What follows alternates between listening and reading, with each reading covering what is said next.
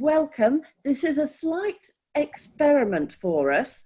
So the first thing, a little bit of housekeeping for you. Can everybody please go on to mute?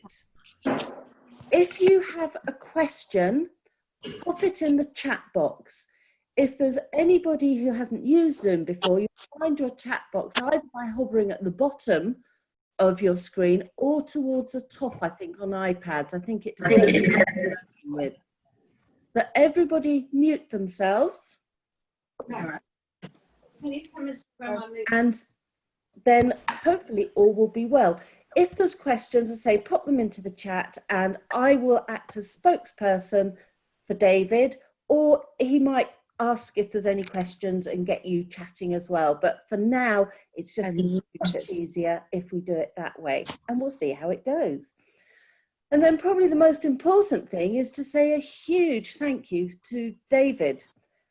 He's incredibly, or do I leave this till the end? I was going to say, you haven't heard me yet. Maybe you want to leave it to the end. Okay, but no pressure, David. He's an incredibly experienced reflexologist and tutor.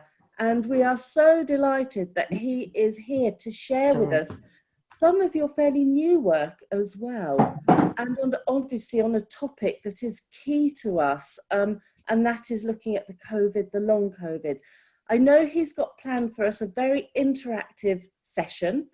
So we will all sit back and enjoy, David. Thank you. Oh, bless you. Thank you. The one thing that I would also say is if anybody is wanting to see everybody, you can, at the top right-hand corner, you can click on speaker view or gallery view. So whoever is speaking, if you're on speaker view, will go big.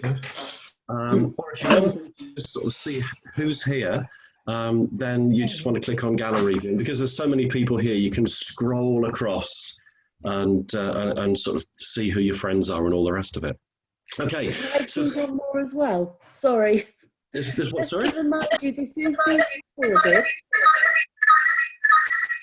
Can everybody go on to mute who's just joined us, please? Wow, Tessa, you've got two people. You've actually, I can mute Tessa. As admin, I can mute people who aren't. Ah, the power. And the other thing is to remind you that this is being recorded. We would love to see all of your faces, but if you don't want to have your face shown, then obviously stop the video. But it's lovely to see all of our members' faces. You will receive, we're hoping that the recording will go out to you, so you'll get a chance to watch it again. We're hoping tomorrow. At the worst case, it will be Monday. Right. I will shut up now, David. Absolutely fine. We're just making it up as we go along, aren't we, Sally? Now then, so thank you so much, everybody, for coming. I have been overwhelmed by the response. When Sally and I first started talking about doing this, we were thinking that there'd sort of be a few people want to turn up, and then I think within about 20 minutes, Sally phones me up almost hysterical saying, "We sold 100 tickets, what do we do?" And then 2 hours, we decided we'd sort of go to the next step on the license, and then within 2 hours, I think it was something ridiculous. Sally's on the phone again, hysterical. "We've sold 300 tickets, what do we do?" And we thought we really ought to sort of stop it at that point. So just the first things first, I want to be clear about what we're going to be doing with today's web workshop. And I'm calling it a web workshop because I'm really wanting, if we can, by the power of the internet, to transform ourselves back into a class. So we're actually all learning something together, just as if we were in, you know, a classroom, a conference center, whatever. But we're just separated purely by the internet. And so we're going to have fun today. We're going to learn loads of practical techniques, I hope. And we're going to be looking at two aspects. Sally is absolutely correct. Long COVID, and also the emotional aspect of this whole situation. So I'm just going to clarify something first of all. Today is not about treating people who have COVID-19. That would, of course, be a contraindication for the simple reason they've got an infectious disease. So it's a case of it's not treating people with COVID. That's not what it's about today, just to be absolutely clear. So we're going to be splitting today into two parts. We're going to have a look at how we can help people who still have physical symptoms. That's your long COVID. So these are people who aren't infectious anymore, but for some reason, they're still getting, it's almost like action replays of the symptoms of COVID-19. We're discussing that one in a moment. The other one is that we're going to be looking at long COVID. And the best description I have found of long COVID is it's called profound fatigue. It's the most common symptom in long COVID. There seems to also be, just as COVID seems to affect so many people in so many different ways, there is a huge range of other symptoms. Cough, breathlessness, muscle body aches, chest heaviness, chest pressure, skin rashes, palpitation, fever, headache, diarrhea, pins and needles. All of these are very commonly reported symptoms now for people that are suffering with long COVID. And there's a sting in the tail with this as well, because it seems that just as somebody thinks, oh, my symptoms are getting better, they either then get a repeat of it, or they get the next one on the list. So it's this constant cycle of disappointment.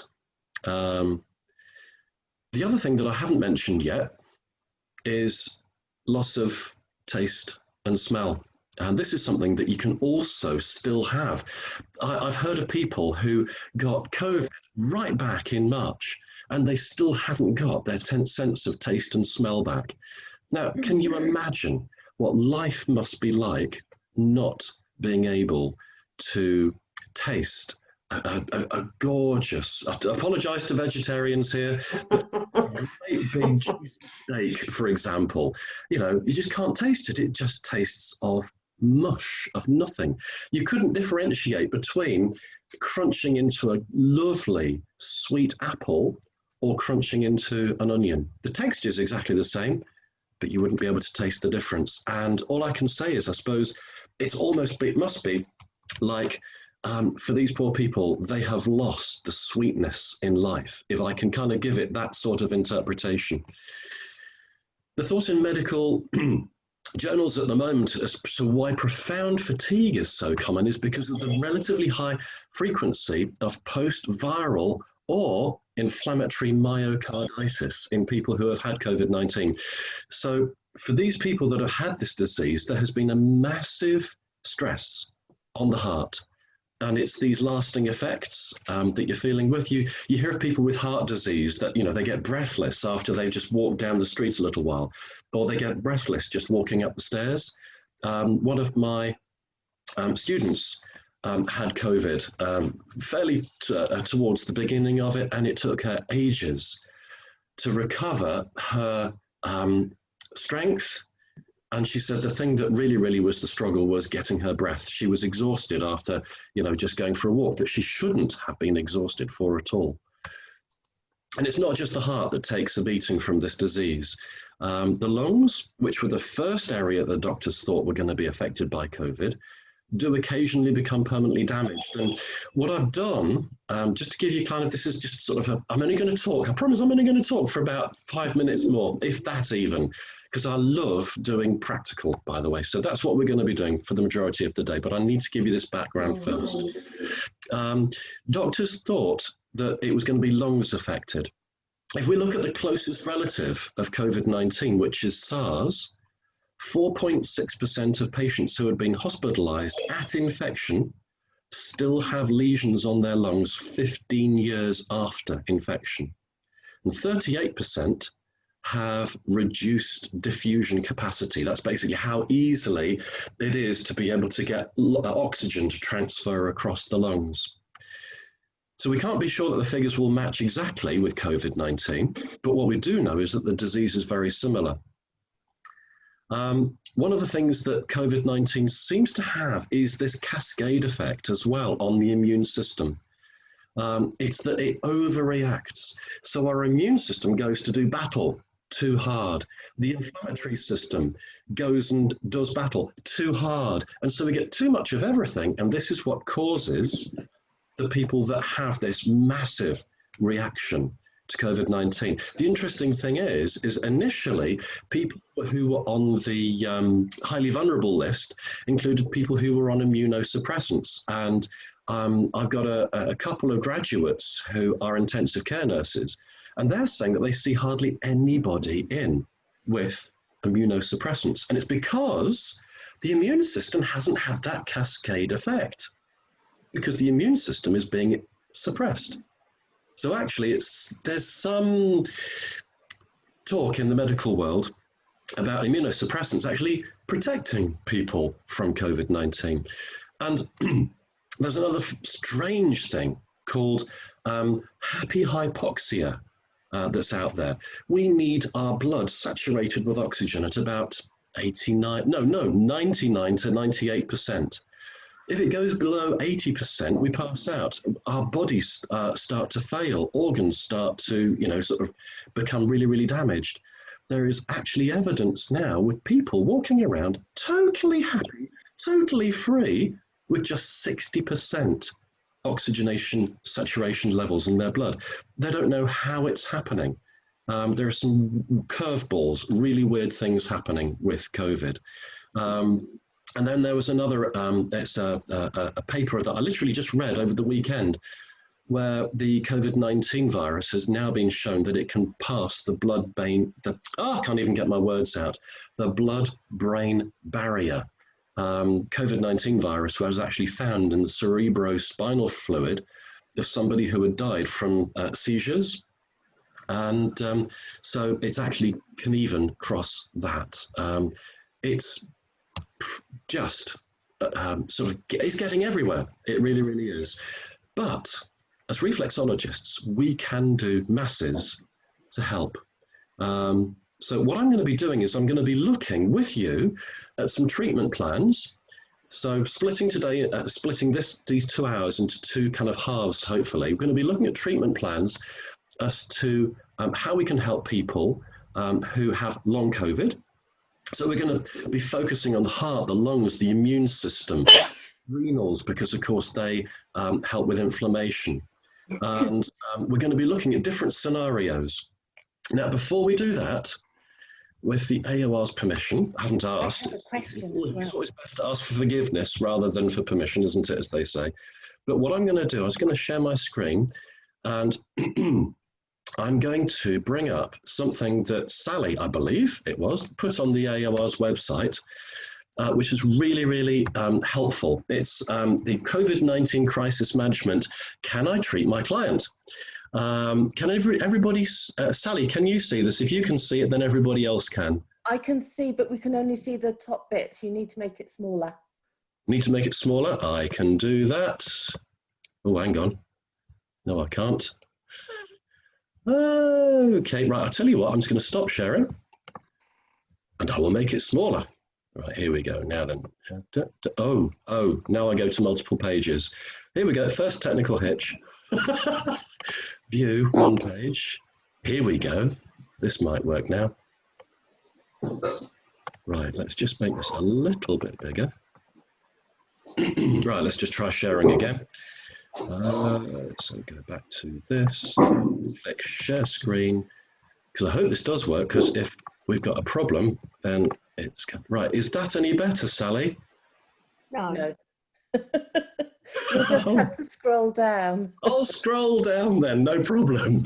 So basically what we've got is, if you imagine this top left-hand corner, and if you were to go diagonally across the boxes, can you see my cursor going across? Ah, good, okay. So if you are well and the client are well, then you should be absolutely fine to treat. So you can see the smiley face here. If you are well and the client has had recent contact with somebody, then it's quite obvious, don't treat. If neither of you are well, by the way, don't treat. If they have a family member who is vulnerable, and we're going to be looking at the vulnerable list in just a second, it's a case of you kind of want to think, okay, is this okay to do it? And you take a judgment on it. And it's the same thing with a family member who is extremely vulnerable. Now, test and trace, which starts tomorrow. And by the way, I'm just going to stop sharing. Ta-da!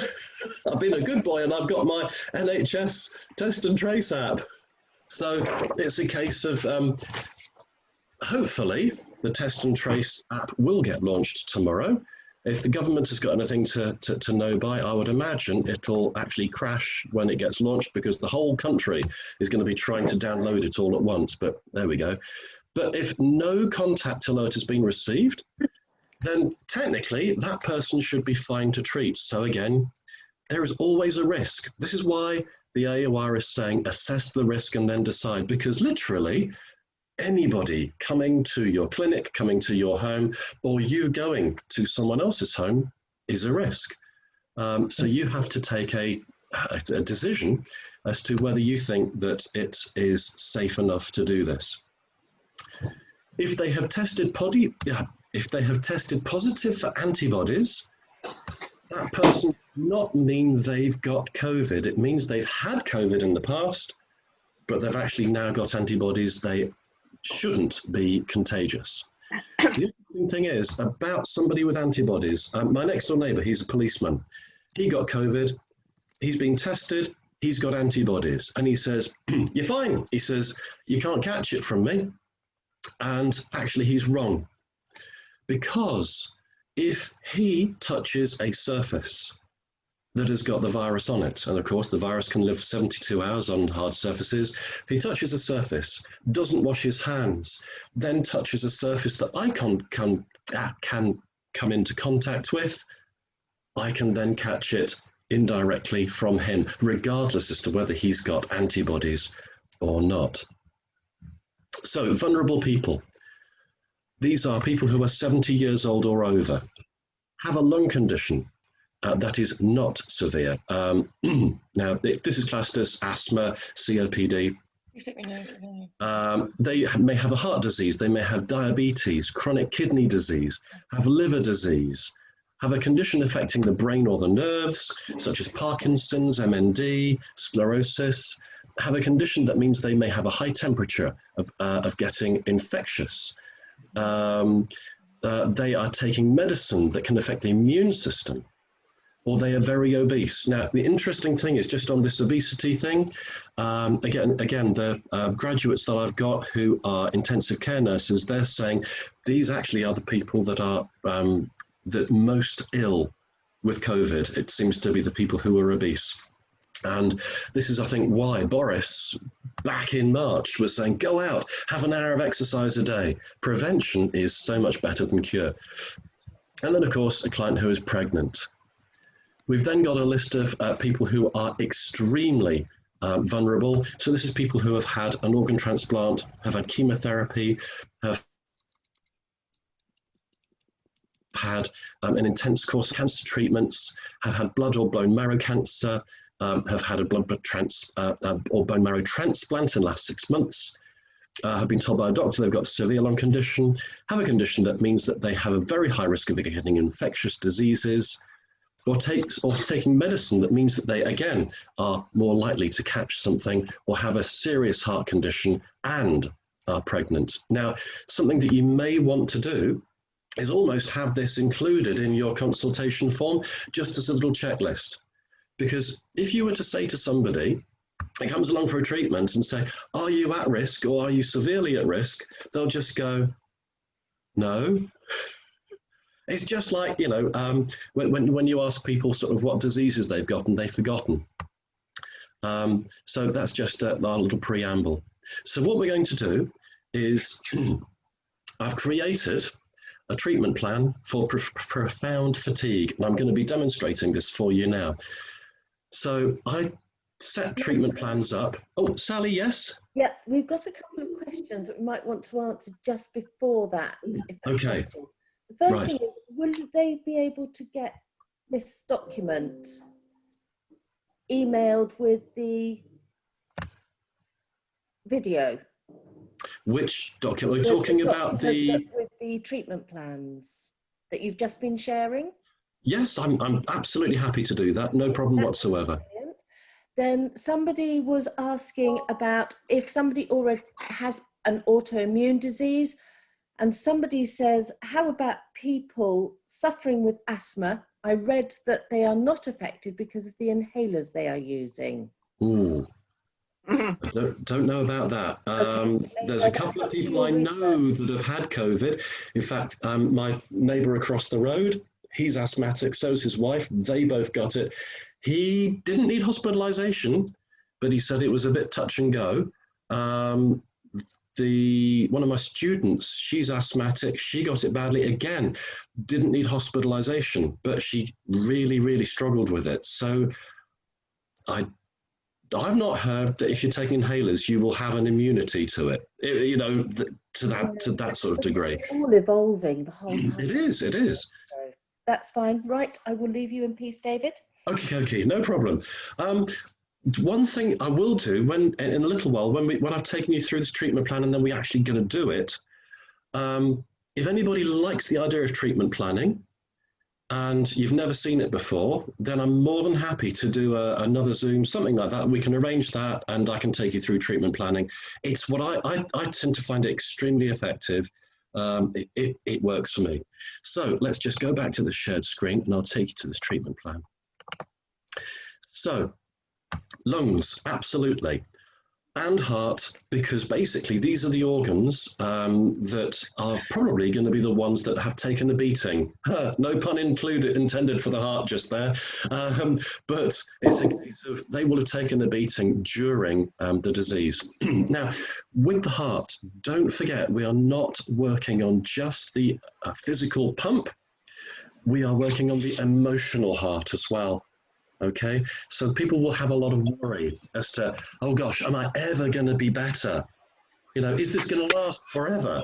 The way that that people may be feeling about COVID, long COVID. We're then going to be wanting to do helper reflexes. Helper reflexes, I would be saying, these are the reflexes that support our key reflexes. So this is going to be our diaphragm. It's the main muscle of respiration. The intercostal muscles. These are the muscles that line between each of our ribs. So they will help with the rise and fall of the chest cavity and will increase the cubic capacity of the chest. Trapezius. Now, here's an interesting thing. Some foot maps don't have the trapezius on it. So I'm just going to quickly bring up a little foot map just here. So I'm going to show this on the actual foot as well. But if we imagine the ledge that runs along the underside of the foot from the shoulder to the neck, and if you were to think of the soft, squidgy piece of muscle that you've got just here, that's your trapezius. And it's a case of, so we've got to have our trapezius joining our shoulders to our neck. So that's basically where I would map it. So let's just go back to our plan. Solar plexus, the seat of our emotions. Our client's going to be really worried. So we're going to be working on that to try to help calm them. And now, talking about calming them, adrenal glands. Oh, we want to be working bilaterally, both feet together. If no one's ever worked both feet together, do try it. Gorgeous. Okay, it's so soothing when you do this. Trachea, we're wanting to clear any passageway to the lungs. Ileocecal valve, do you remember me saying about there's a problem with diffusion in the lungs with people that have this happy hypoxia? They're not getting the oxygenation through.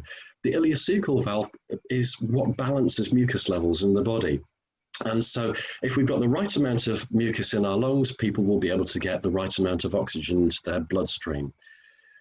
Liver, this acts as a reservoir for our glucose, and it will also then fuel our body as we need it. Then, of course, any reflexes that you have found in your investigation session. We've then got what I call nerve innervations. So if you know how to count the spine, T2 and 3, that's thoracic second and third vertebrae. So that is the nerve pathway from our nervous system to the heart and the lungs. And then T5, this is, again, the nerve passageway to the liver. If you count your vertebrae when you do them, then that's something that can really, really help, because then you've got the body talking and sharing the messages as it should. Now, what I'm going to do, I'm going to stop sharing, and I'm going to put a spotlight onto who's just answering the phone. Whoever's just answering the phone, if you could mute yourself, please, that'd be great. I'm going to put a spotlight onto, hopefully, my treatment chair has just gone large on everybody's screens. And I'm going to get the gorgeous Nandina, and we're going to do practical reflexology. And while David is moving across, can you please all make sure you're on mute, because currently we're hearing somebody's phone call. Or please make sure you're on to mute. Going in with the grinder.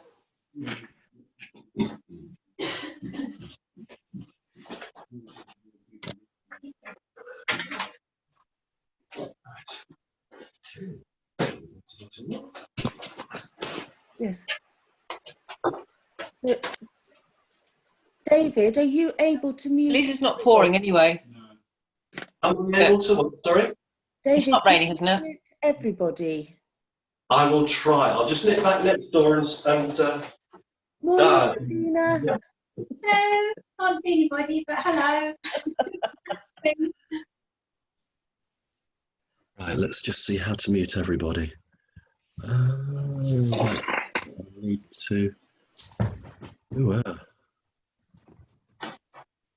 Actually, watching people who know what they're doing work. No. It's just Right, okay, what I'm going to do is to stop the spotlight. Headphones and they're quite safety conscious. yeah. Right. Lindsay Mitchell, please could you mute, because you're coming up. 今ちらっと見えちゃったかな、これが。Whoever is iPhone. Oh, God. ズームの I'm not able to ジョイン mute. したらカメラが勝手に。 Oh, here we go. There we go. Well, you just don't want those stupid accents. Well, I guess that's how, like I said, it's the accidents happen, isn't it? Just a moment of, Yeah. Anyway, Tony Wild Camping's not open at the moment anyway. Well, it is open, but it's not. Got them. Right, okay, so we're going to, now I've got to find, right, Nandina, could you just speak, please? Oh, hello. Lovely, got you. Right, now I can spotlight you. Okay, brilliant.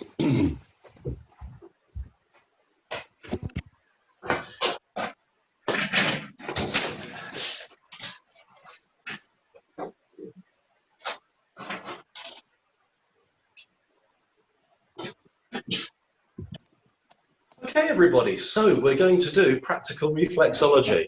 So, okay, we are going to, I'm not going to do an opening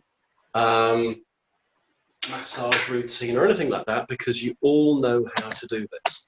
What I am going to do, Sally, I wouldn't mind it if you could have yourself unmuted, because I need to be able to see.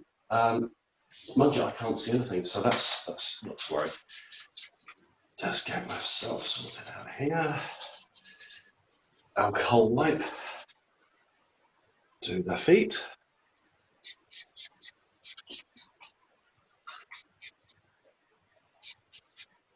Lovely. Okay. So, what we're going to do then, the key reflexes is going to be the lungs and the heart. So for these reflexes, I would be saying, actually, I'm just going to close these curtains because it's a bit too bright.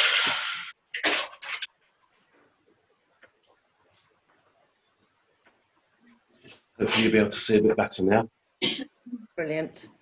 Now then, the thing that I love to do first of all is actually always to start with the diaphragm.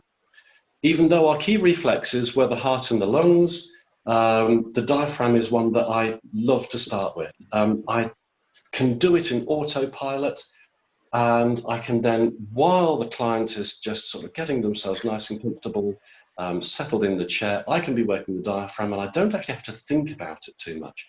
And there are going to be 3 techniques that I'm going to show you for the diaphragm. Most people probably know how to work the diaphragm. I certainly hope you do anyway. But hopefully there is going to be something here that you're going to be able to enjoy. There is the classic thumb walk. So you probably all learnt that one when you were at school. There is also what I call leverage, and I don't know whether you've come across this one before or not. Actually, I'm going to use this foot because you're going to get a better view of it. Yeah. I'm just going to get a real close-up for you of the foot. What I'm suggesting is you place your thumb right straight. You see how straight my thumb is? This is going to minimize any strain on the joints.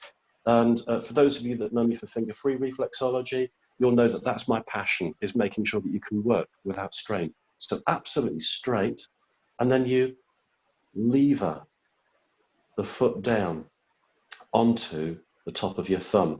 Now, the top of your thumb, you're wanting to be able to have that right underneath the metatarsal heads. So you can feel those heads sinking right down onto the top of your thumb. Now, do have a try of this if you want to with your partner. And there is another little treat that I'm going to show you for working the diaphragm, and that is a finger-free reflexology technique. So some of you I know have done finger-free. It's a sweep. We're going to use this knuckle. Now, you may be thinking, oh my goodness, that looks rather violent, but it isn't going to be, don't worry. So what we're going to do is we're going to just sweep across. My screen, that's it. So, from Sally, Scotland, Yeah. oh yeah, sorry, it's just a message from somebody else. You do need a little bit of lotion if you're doing a finger free. And what I'm going to do, I'm going to work on this one. Yeah, left foot. And I'm going to just place this knuckle underneath the big toe. This isn't going to show very well. I'm going to do it on this foot. It's going to show easier. This is the downside of trying. Yes, that's better. Yeah, that's better. Yeah. Okay, so we've got this knuckle underneath the diaphragm. Just need a little bit of cream in it. And I'm going to hold my fist so that I don't slide madly. And I'm just going to sweep across. So sweep across the diaphragm. So here we go. Sweeping across like this. And you want to push up into the diaphragm as you sweep across. Okay? You do want to have a twist as you're sweeping across. If you just go sweep like that, it won't be just like that. It won't be much of a sweep at all. So you do want to rotate your forearm as you're going across. I'm going to take my holding hand out of the way so you can see what I'm doing.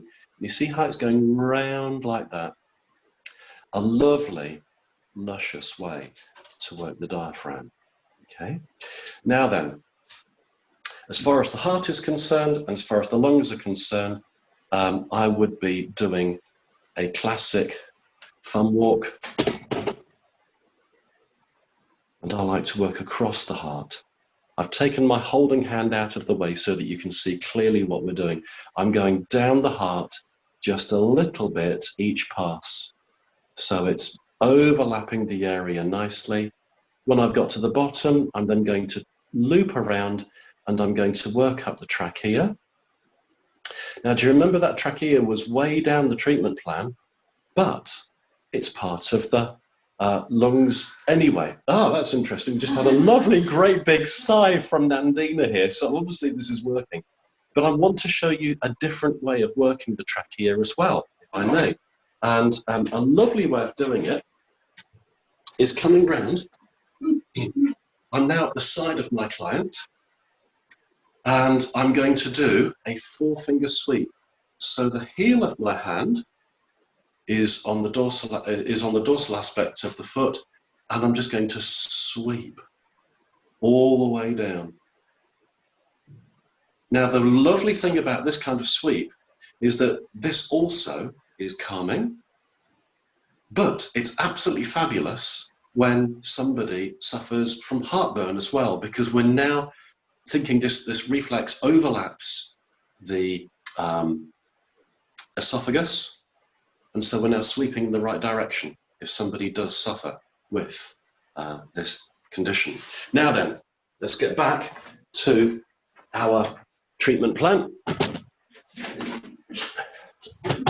As far as the lungs are concerned, I'm wanting to thoroughly work them. So as I work up the lungs, I am pushing towards the big toe as I work up the second metatarsal, because it's a line 3 times. There's quite a bit of pressure, is there? Is it too much? No, it's okay. It's okay. I'm just wondering whether it's supposed to be so. Yeah. Yeah. We're wanting to create reactions. Obviously, you want to be at the pressure that your client wants to be at. And So, David, is this translatable straight onto the hands as well? Yes, it is, absolutely. And oh, now that's the point, Sally. Do you want, while I'm just demonstrating here, do you want to talk about the, you did a lovely hand reflexology YouTube or something like that, didn't you? Yes, we've done quite a few hand reflexology YouTubes, and we will be sending the links for those in with the video when it comes to you. But David has also got some as well. So over to David, you can talk about yours. Yes, I was on the ball there, wasn't I? But all the links will be sent when the video comes out as well. Yeah. The channel I've got on YouTube, it's a highly unoriginal name. It's just called David's Reflexology Channel. That's all it is. So really, really easy. Now then, I'm going to show you something else, something that probably would be a little bit different. And then I'm going to say it's over to you guys to try this part of the routine, because you've learnt different way of doing the trachea, you've learnt 3 different ways of doing the diaphragm, and I'm now going to show you 2 different ways to work the intercostal muscles. These are the muscles that line the ribs. So when I was taught reflexology, and a lot of people I know work this way, they'll place the hand behind the foot, and then they will work down with a finger walk. Now that's great, you can do that, but can you see I've got to raise my arm above my trapezius, and you can see I'm actually at an angle a bit like this, which is not good for your spine. I would always be suggesting you sit upright. I know I've cut my head off with the video, but my intention is that you're looking at the feet really, but my arms are down, and you can work like this, okay? So it's literally just a roll of the wrist, and your fingers are just working between the intercostal the intercostals, or of course these are the metatarsals. Now you will work between each of these, and each finger is pushing against, this finger is pushing against this intercostal, this finger is pushing against this one, so you're working both at the same time. There is another way of working this, because this is quite a deep way of working. So if you would much rather work smoothly and gently, then what I would suggest is you stand. And we're going to have our thumbs pointing down the foot, and literally just slide, slide, slide, slide. Now this technique is so smoothing, it really, really is. And in fact, Nandina's just gone and taken another really relaxed deep breath, because she is finding this nice and soothing. This actually is also wonderful if you've got a client that suffers with tender breasts due to her monthly cycle. This one is so soothing, and it really, really helps for that. It also helps if you're a nursing mother, you've got mastitis. Absolutely brilliant for that one. Now then, what I'm going to do is I'm going to nip back to the other screen, and I'm going to have a watch of what you guys are doing, just as if we were in a class. So if you remember right at the beginning, I'm going to sort of really try to replicate the sort of the feeling of this being in a class, and we're going to see how you go, and I'm going to hopefully give you some guidance while you're doing that. So I'll see you in just a second.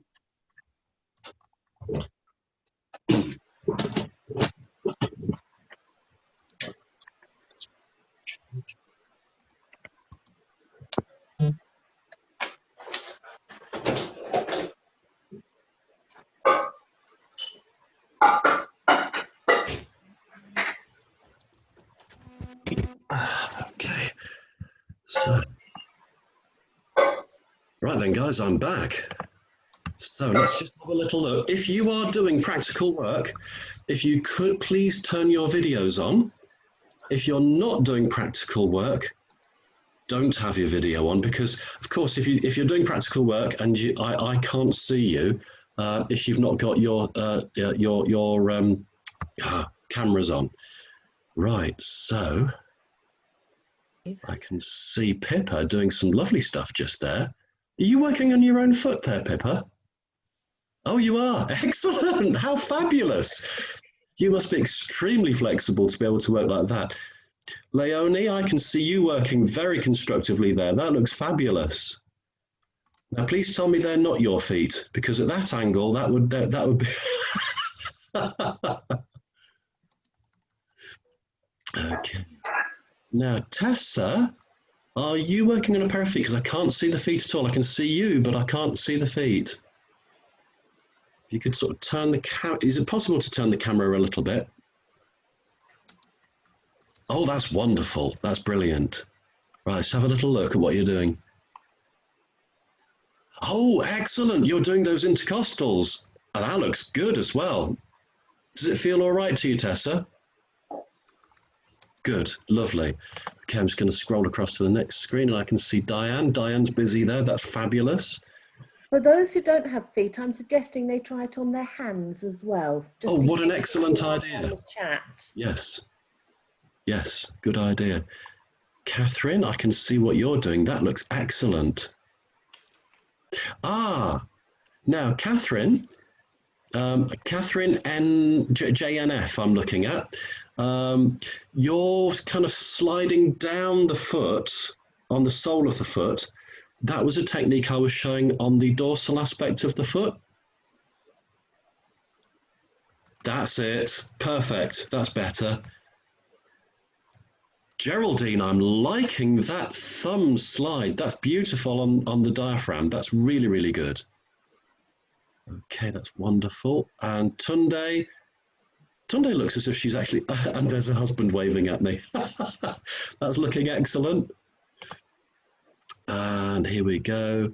Oh, Erica, that's looking really nice. I like that with the way that you're sliding on your diaphragm, on your own diaphragm. That's really, really good.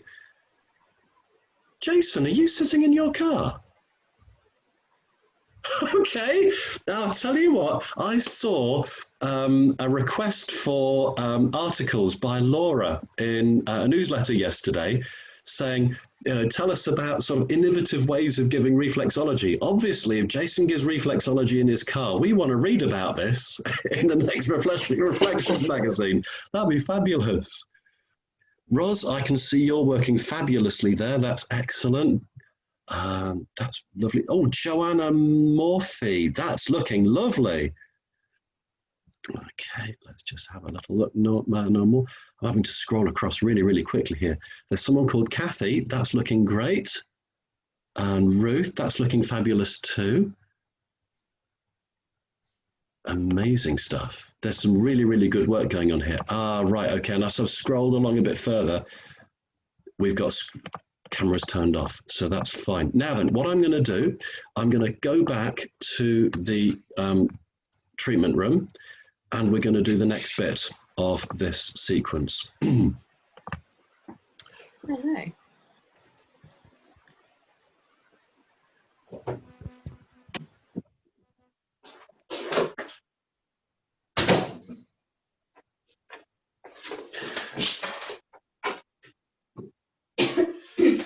Okay, now then, do you remember me saying that I wanted to show you working the adrenal glands bilaterally? It feels absolutely amazing, and it is so relaxing. So I'm going to move my camera around so that you can see the soles of both of the feet. Ooh, hang on, I'm going to drop it down. Okay. And what I'm going to do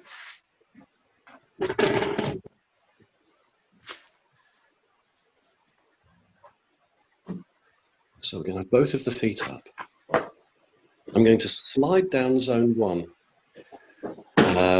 The way that I chart the adrenals is that they lie superior to the kidney. If you imagine zones 2 and 3 intersected with the lateral tuberosity just here, that's where the kidney will be. The adrenals lie superior and medially to the kidney.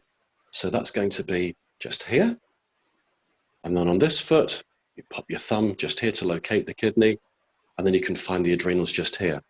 Now you can do it either that way, or for a lot of people, you can just slide down zone 1 and you'll actually be able to feel a little bit of a lump. And that is where the kidney will be. And all I'm going to do, and guys, you can be doing this while I'm demonstrating this. You don't have to wait for me to go back to the other screen for this one, because I'm already worried that we're going to run out of time, is that just do bilaterally. In other words, both sides at the same time.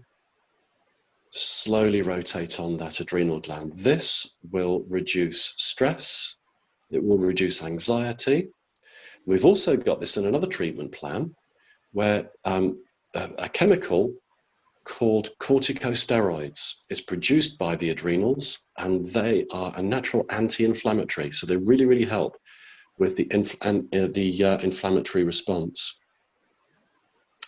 Ileocecal valve. While we're working both feet at the same time, we're going to bring in something called shadow reflexes. And so we've got the ileocecal valve, as we know, at the bottom just here, but I'm going to work both feet at the same time with this and bring in the shadow reflex. So we're going to work the ileocecal valve here.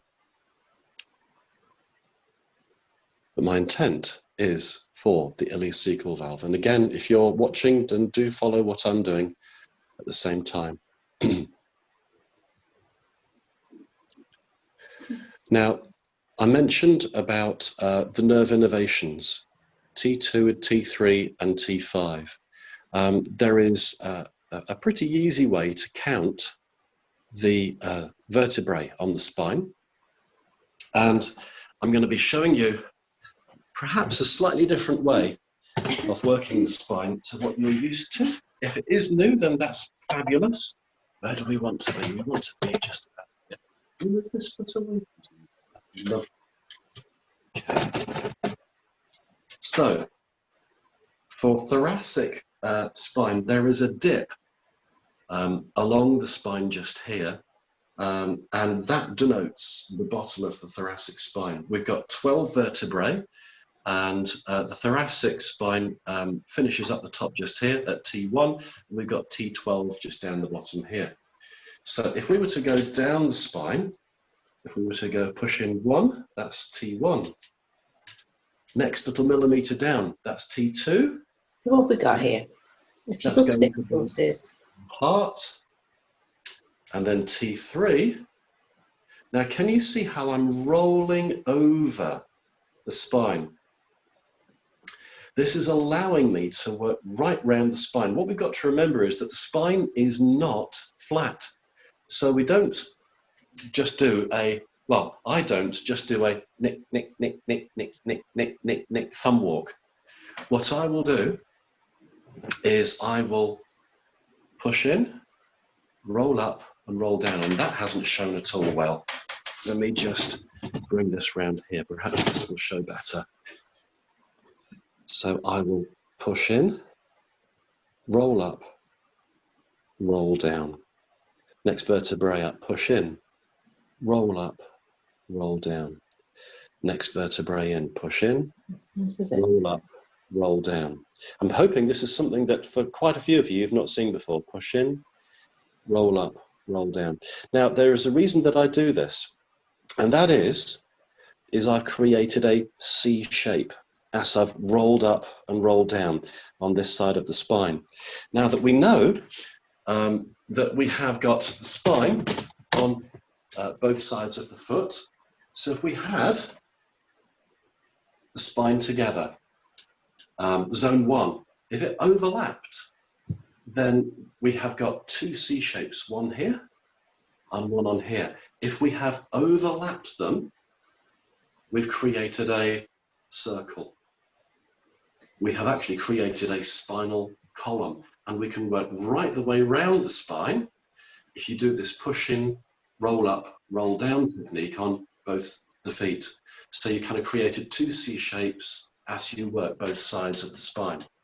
Now, what I would be suggesting is that you try that technique, but how are we for time? It's nearly 11 o'clock.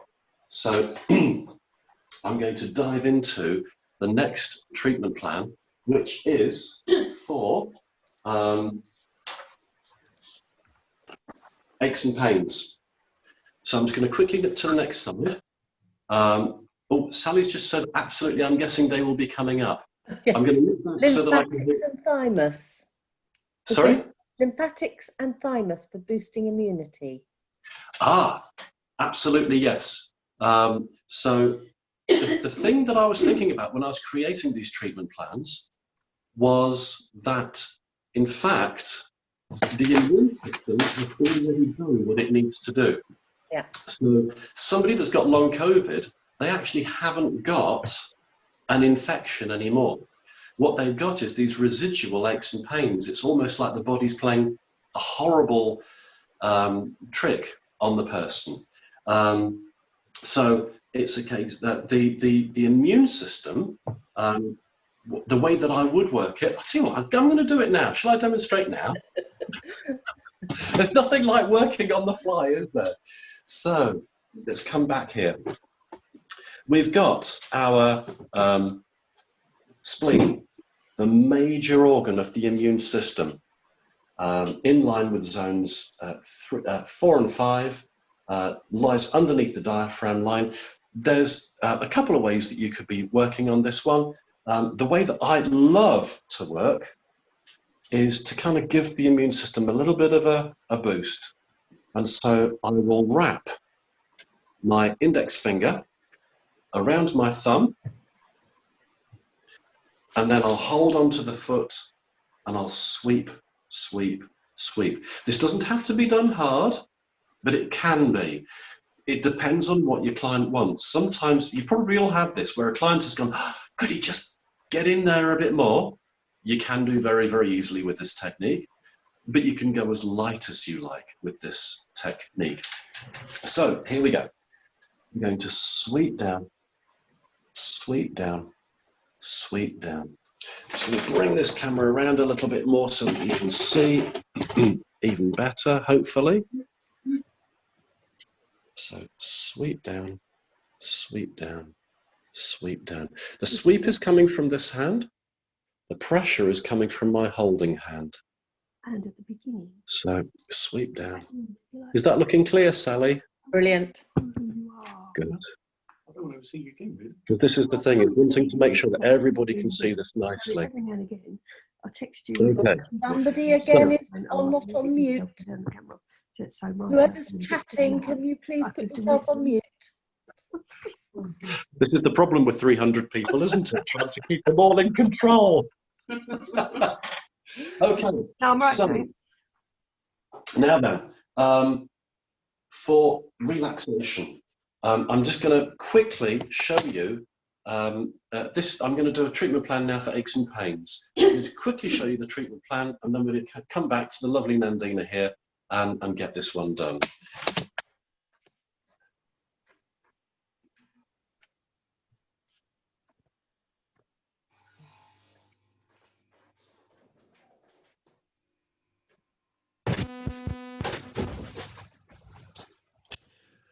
Okay, so let's just cut the spotlight.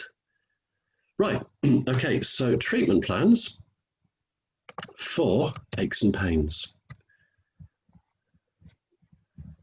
Let's just go here. And is that the right one? Yes, it is. And share the screen.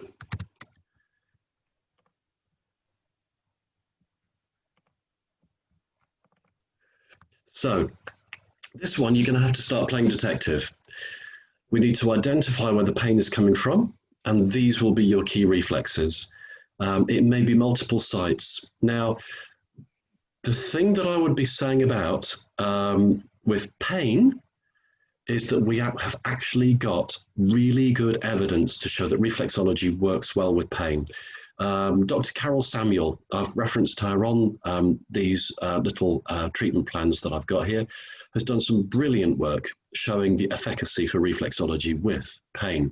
If you've not heard of Carol Samuel, reflexmaster.com, I think, is her website. Great place to go to for information. The next one you want to work for is the pituitary. The pituitary releases endorphins, and endorphins are the body's natural painkiller. And what I'm going to be doing, I'm going to show you how to locate that pituitary really easily. Sally has seen this one before, I think. It's where I show you how to make the pituitary gland flash. It's like, woohoo! So it's really, it's amazing how it works. It tends to work on everybody. The adrenal glands, we've already looked at those ones in the last treatment plan, but pain is often caused by inflammation. So you would want to really, again, calm and soothe those. Then, if you've got somebody that's got a lot of pain going on, our client's going to be thinking, what on earth is the matter with me? Why am I keep on getting these repeating symptoms? You know, is something seriously bad wrong? And they could be, I don't want to use the word overthinking because I don't like that word, but they're going to be, you know, continually stressing on it. So we want to work our brain. Solar plexus and heart. Now, solar plexus I'm going to just take off the share and I'm going to put it to, you've all got at the bottom a little thumb, let me just see, what are we, reactions. We've all got reactions. Let's go with, if you can give me a thumbs up, if you have already heard, not yet, Pippa. If you have heard of linking techniques, could you give me a thumbs up? So Shona has, Diane has, Leonie, oh, Leonie's given me a good old one. A few people that haven't, so I'm just going to scroll through, more people that haven't. Some people have, some people haven't. Again, scrolling through screen 4, some people haven't. Some people, there's lots of people haven't on screen. No one's seen it on screen 7. No one's seen it on screen 8. Oh my goodness, right. Okay, we are going to show you how to do linking techniques today as well then. They are amazing. They really are. Oh, by the way, you can probably tell the way that I've just said amazing. You probably can tell. Strictly's back on, and I love it. So, anyway, we're going to do, going to show you how to do a link on the solar plexus. It's absolutely delightful. It really is. When we're going to also want to work on the shoulders and the hips. Any articulating joint is going to cause achiness. And of course, the shoulders and the hips are cross-referral reflexes. So they really help balance things along the way with this. I'm also going to show you, again, let's just do a quick one with that thumbs up. No thumbs up just yet. Hang fire. Do you know, if I were to say the erector spinae muscles, thumbs up if you know where they are on the feet. I've got A1 here. 1, 2, 3, 4, 5, 6, 7, 8, 9, 10, 11, 12, 13, 14, 15, 16, 17, 18, 19, 20. 20 of you out of 300 know what, right, we're going to show you where these are as well then. We're going to, oh, this is going to be great. This is going to be lovely. Okay, so we're going to do the erector spinae muscles as well. And then finally, let's go back to our treatment plan. I've got a really little nifty technique for the lower back muscles. Now, I'm not talking about so much, well, it does. It feels like, I'm just going to turn around and I'm going to show you here. Your lower back muscles are attached to the flat bones of your hips, just here. And then they kind of fan up into. Can't see you. You can't see. Oh, I'm still on share. So sorry. I do apologize. Thank you very much. There we go. Right. Can you see me now? I'll do a spot. You can see me. Great. Okay. Lovely. Right. So I'll do it again. So the erector spinae muscles, they attach right the way across the flat bones of the pelvic area, and then they fan up in like a reverse fan onto your back. And just here is where they can very often get strained, where their point of origin is, but you then feel the pain further up your spine. So I'm going to show you a cracking, nifty technique for working those areas. So I'm going to go back to my treatment chair now. There we go. I'm just going to spotlight this one. There we go. And I'll be back in a sec. Oh no. So let's do that lovely solar plexus link first. And you are going to be using quite a light pressure. So first of all, you are going to, now I'm not being rude, I promise I'm not being rude, but you are going to be using these long fingers of yours, okay? So if you're going to show them to anybody, this way round, not the other.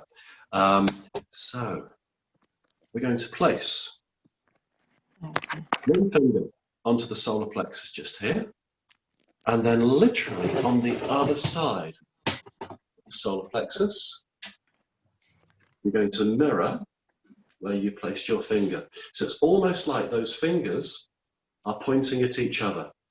Have a relaxed hand, but only have the point of the fingers in contact with your, you still remember me talking about energy fingers, absolutely. Now, circle to make contact. So a positive pressure, and then lighten up, lighten up, lighten up until you are barely touching the skin. Right, Anna, I've just seen your message. That's a very, very good question. Why these fingers? Okay, if you were thinking of a radio transmitter, the taller the radio transmitter, the more powerful the signal, and the further the signal will go. And being as your long finger is your tallest finger, it channels the energy better. Okay, so that's the reason why. There are some people, and you absolutely can, there are some people that will do linking techniques with their index fingers. But from my personal experience, the long finger seems to do the job best. So let's just get back onto it. Now, this is what I would call a classic link. You can do this link, by the way, it doesn't have to just be on the solar plexus. You can do this link anywhere on the foot, anywhere where you can go across. And also, it doesn't have to be, just don't know, show the, didn't see that one, my message went too quick because I'm on the phone at the moment. It was basically just saying, don't show those fingers to the police. No! Definitely not. Okay, so you can do these lengths any way you like. You can do an over-uterus length. This is brilliant for somebody that's wanting to get pregnant, by the way. So you would then just, let's just have your other foot if I could, then. That'd be wonderful. I'm going to move this tripod right up away. So we could put one energy finger onto the ovary. Alan had just screamed out in pain. What on earth did you do to him, Tunde? Mirror that link, just need this one out of the way, the other side. So you've got both fingers pointing at each other through the heel. Now, if you want to be really flash, what you can do with that solar plexus link, let's just get back to that because we're wanting to work on COVID here. You can do an OM position. Okay, so you know when kind of if you're meditating and you're joining your long finger again to your thumb, cross your hands, place your thumb on both of the solar plexus points, and then place your long finger opposite your thumb. That then is a bilateral solar plexus link. And again, Nandina has just gone like that. And of course it will, because it's right on that diaphragm line. So that's how you would be working solar plexus. Pituitary, I promised you that I would show you how to make a pituitary flash. So let's just bring this down here. And the pituitary is absolutely fabulous for anybody that is in pain. Now then, we want, oh dear. I'll tell you what, I'm going to completely spin Nandina around. We need the light behind us.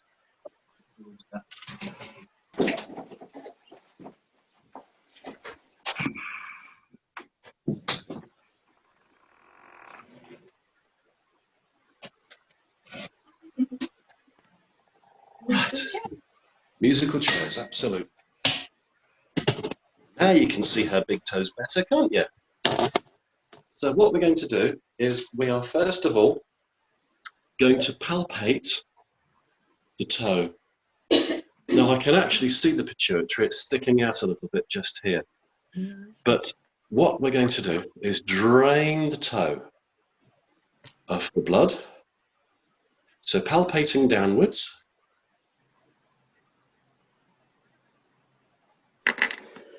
And then we will just suddenly release. And what will happen is the pituitary will either go red first or it'll stay white longest. So let's just let go. And can you see the rest of the toe colouring up, but the pituitary stayed longer white in this instance. So I now know exactly where the pituitary is.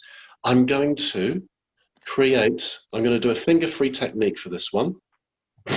I'm going to have my knuckle like this, and this corner of my knuckle is going to be placed just underneath the pituitary. I want it underneath the pituitary because I'm going to lever into it this way, so I'm going to be going up as I go into that pituitary. To actually have the pressure though, I'm going to be using my holding hand. So my holding hand, I'll place my thumb here, and I'd like you to do this with me, by the way, while we're doing this. Just so that you can kind of give it a good practice.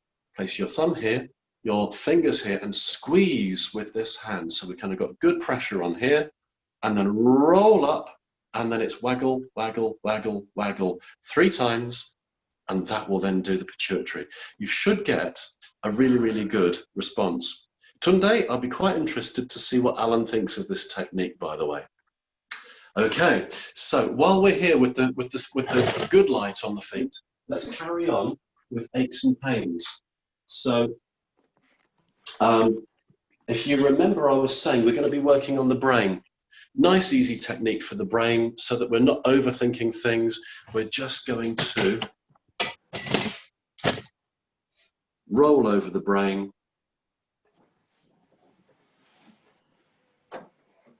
And don't forget that all the toes are fine tuners. for the brain as well.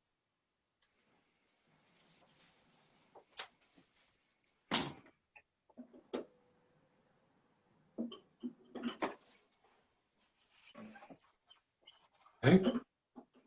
Now then, what I'm going to do is I've just shown you some linking techniques, and I've shown you the, oh, now then, erector spinaling, yes. Can I just, actually, Sally? Yep. Those two techniques that I showed that were new, the pituitary and the linking techniques, Yes. shall I have a quick look at those first before we go on to the erector spinaling? Yeah, let's go for it. Okay, Because that fine. carries on, doesn't it? With that.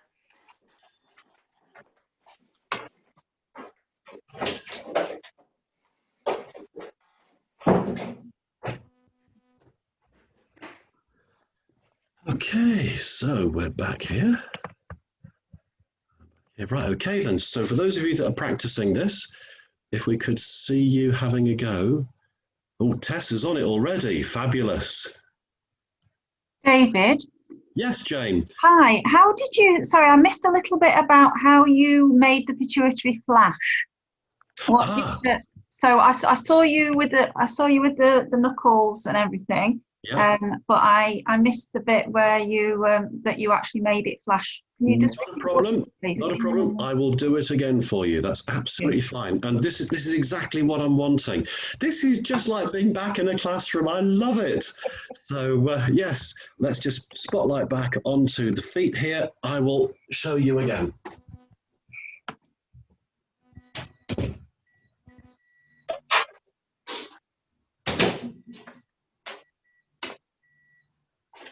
Okay, so what we did, let's just bring the camera around here like this so we can see the feet nice and easily,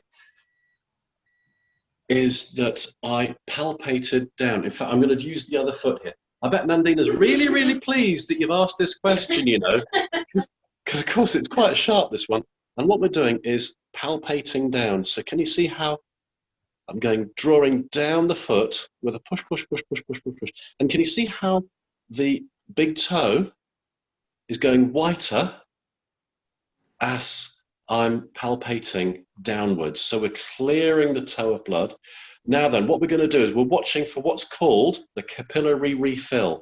So it's when the toe colours back up, that pituitary is either going to flash red or it's going to be the last area that colours back up. So let's just take fingers away quickly. And can you see actually on this one, you see it coloured up quicker than the rest of the toe.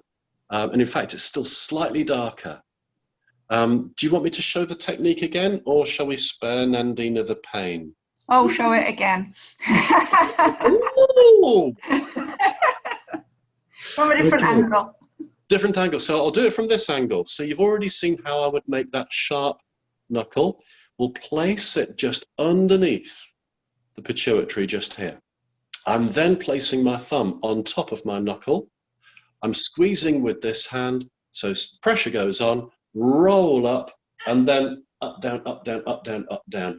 And yes, there was a bit of a squeal from Nandina then. I don't know whether you could hear it or not. So yes, I don't think Nandina likes you anymore. Oh, sorry. You've got an amazing pituitary gland reflex, though. It's fabulous. That's it. You're all forgiven now, I'm sure. Right. Okay, so let's just nip back to the other screen so that I can see what everybody's doing. You have a question. Is the capillary refill of the pituitary indicative of anything? No, because actually, I'm still here. So, well, it is, as in, of course, if it fills slowly, then that could denote that there's a circulation problem to the extremities.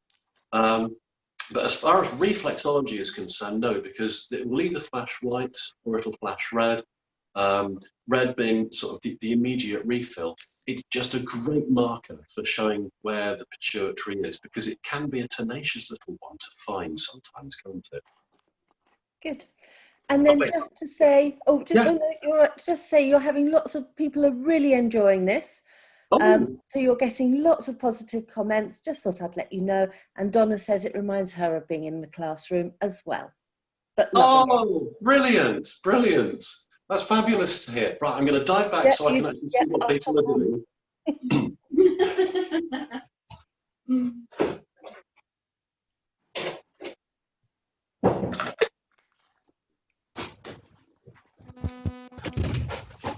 Okay, so let's just take the spotlight off. Right, now let's have a little look. So what are people doing? Tessa's doing the pituitary. So's Leonie, fabulous. Pippa, I'm not quite sure what she's... Oh, Pippa's doing it on herself. Lovely. Is everybody having fun with this? As in, you're able to see, can anybody see it flashing? Yeah, good. And we've got Tunde working on. Is it John Tunde? No, it's Alan, isn't it? That's it. Has she hurt you yet, Alan? She has. Oh, bless you. Emma, are you working on someone's feet? I can't see. I can see your face and you're smiling at me, but I can't see the feet, sadly. Oh, Geraldine. Oh, yes, look at that. Geraldine's really, really doing a good capillary refill just there. That's lovely. This is brilliant. Lovely. Okay. Now, Ruth, that's looking excellent. Okay. Good. Oh, Kathy, Kathy, you've got a fabulous wobble on what you're doing just there. That's brilliant. Well done. Right, and then I'm getting to people who don't have their cameras on, so that's fine. We'll go back there. So that's brilliant. Okay, now then. Okay, so this is looking fabulous. Do you know, the nice thing about doing it this way is I can actually get around a class really, really fast. And also because everybody's got a set pair of feet, we don't have to swap over, so we can actually get this done an awful lot faster. Fabulous. Right, so now what I'm going to do is to show you, again, something from finger-free reflexology. And this is the erector spinae sweep. And then I'll show you that nifty little technique I showed that I was telling you about for if you've got lower back aches and pains. So I'm going to just go back to put the spotlight on the camera video. Right.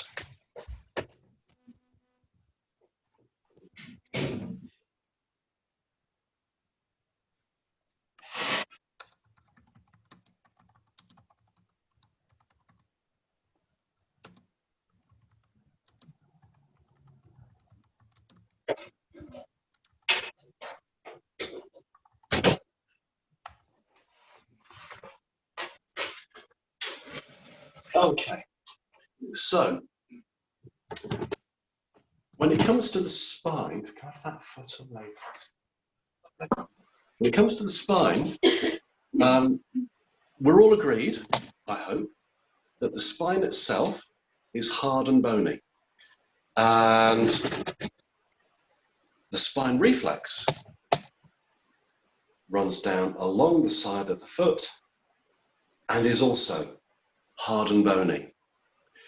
So this soft area, not on the sole of the foot, but just underneath the spine, this then reflects muscle tissue.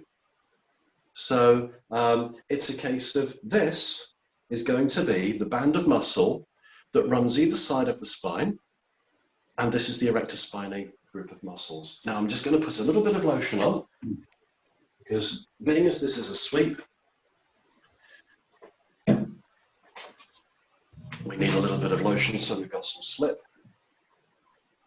And this one is absolutely luscious and gorgeous. It's great to deliver it, but it's also really, really lovely to receive it. So what we're going to use is the thenar prominence of your thumb. And I want you to have your hand nice and flat and spread out, literally like this. You'll place it onto the foot. Lengthen your arm just a little bit so you've got your body weight pushing, and you're literally going to slide all the way down. Okay. And just repeat those slides. And if you've got a client that starts to go glazed in the eyes and they're really enjoying this, oh, thank you very much, Leah. Then this is a gorgeous technique. And the nice thing is, for reflexologists, it actually stretches out the hand a little bit because you're pushing against this bit. So you can really are relaxing these muscles while you're doing it. So this is a gorgeous one to do. Now, if I could have your other foot, please, Nandina. The nifty little technique. Pippa's saying she's glazed already just watching it, and Jane Hall. Oh yes, well of course you would, Jane Hall. You would remember this from finger free. It is a finger free technique. The other nifty little one for lower back problems. We're wanting to work. Oh, thank you so much. Oh, this is really, really good to see these come up. Thank you very much for liking this. I'll pay you all later. Now then, so we've got the hip area just here, sacrum, which is what I was talking about. This area of your body, reflected just here. So if we were to go a little bit further up, we would then start to locate the origin of our erector spinae muscles. And what I'm wanting you to do is literally finger walk up, and you'll be able to feel just as you get behind the lateral malleolus just here, you'll be able to feel that the calcaneum, which is the bone that you're working on, starts to give way to softer tissue. And you have now reached that point where you have got to the origin of the erector spinae muscles. This area is so tender for an awful lot of people that have got back aches and pains. Ah, someone's found it okay. So just working this area. Tunde, don't work this one too hard on Alan. I don't want to hear that he's yelping in pain again. But this is a fabulous area for real lower back. Nikki, very tender on your own foot. Great. Ah, now there we go, Donna. That's why, because of course you are actually giving yourself reflexology, and that's why you're actually feeling it in your body, where the actual muscles are. So this one is absolutely fabulous to work on for people with aches and pains. As I was saying, this one is very, very much about playing detective.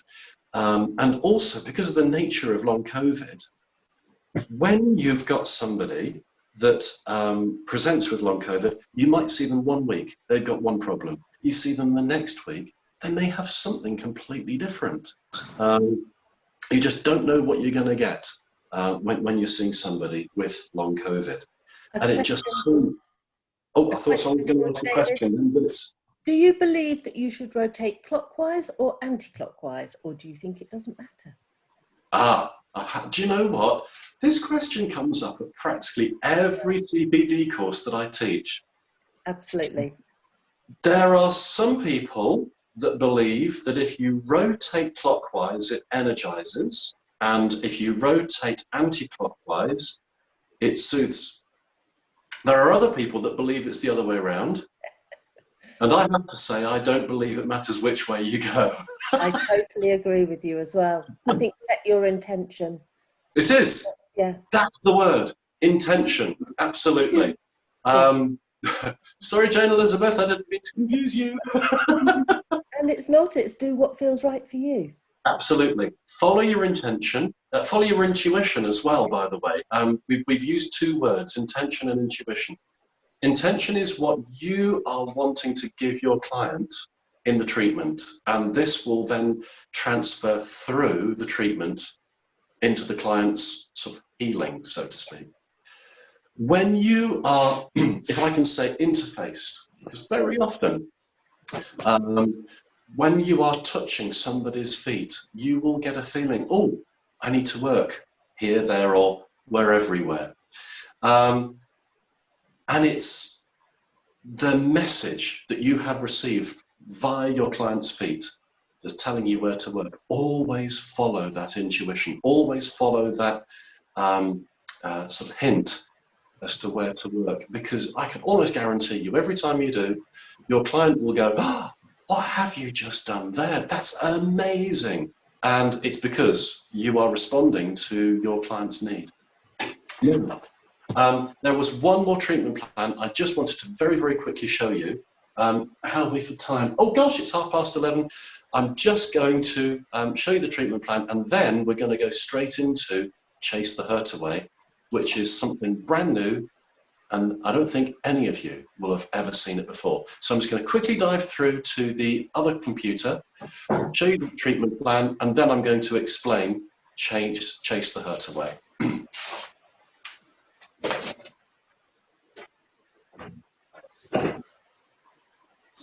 Ray.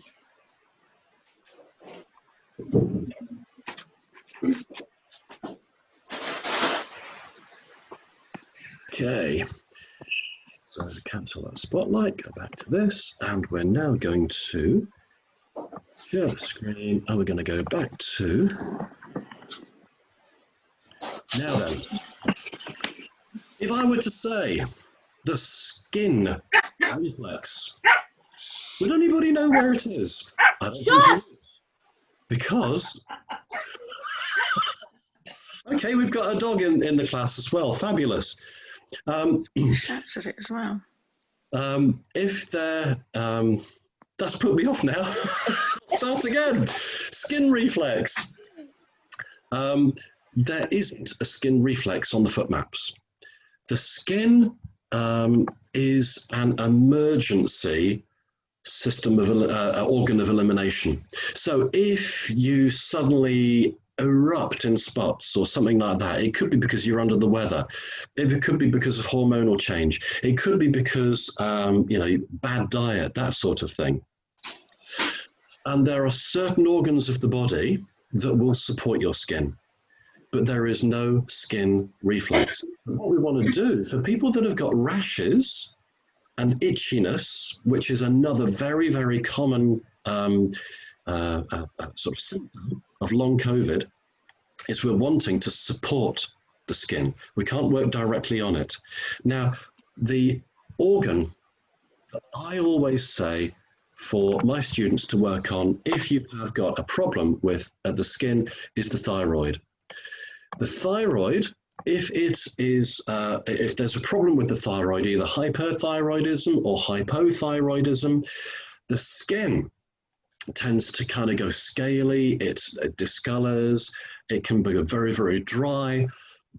So the skin is massively affected by a problem with the thyroid. So we're wanting to make sure that that thyroid reflex and the client's thyroid itself is absolutely at optimal function. You're then wanting to work all the organs of elimination. So we're wanting to work the liver, detoxify the blood. You're wanting to work the colon, probably the biggest organ of elimination that there is. And then finally, we're wanting to work the kidneys, again, because if we're not peeing out those toxins as we should do, then the skin is going to become infected. I don't know if anybody knows anybody that's has a friend that's got a kidney problem and they may be on dialysis, and the skin literally turns a kind of a shade of browny yellow, and it is literally the urea that is being excreted through the skin, because the skin is trying to reinforce, double up on the action of the kidneys that's not working properly. You would then also be wanting to work at C7. That would be the nerve innervation for the thyroid. Now, all of these ones would be standard reflexology techniques. So there's nothing new to teach you here. So my thought is I don't need to teach you to suck eggs. You already know how to work these reflexes, but these are 3 treatment plans now that we've gone through that will hopefully be really, really for you for helping combat long COVID. And as I say, if there's anybody that likes the idea of really kind of getting into learning how to do treatment planning, do get in touch with me, and then I'll pop a Zoom on for a group of you, and we can do that. Now, the thing that I want to talk about now is chase the hurt away. And this is fabulous.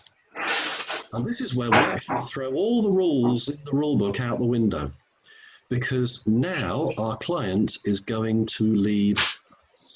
We're going to ask our client to just lie back in the chair, and we don't ever ask our client to name what the problem is that's causing them hurt. And the reason why I call this technique chase the hurt away is because if I were to say chase the pain away, it would be too focused on something maybe physical.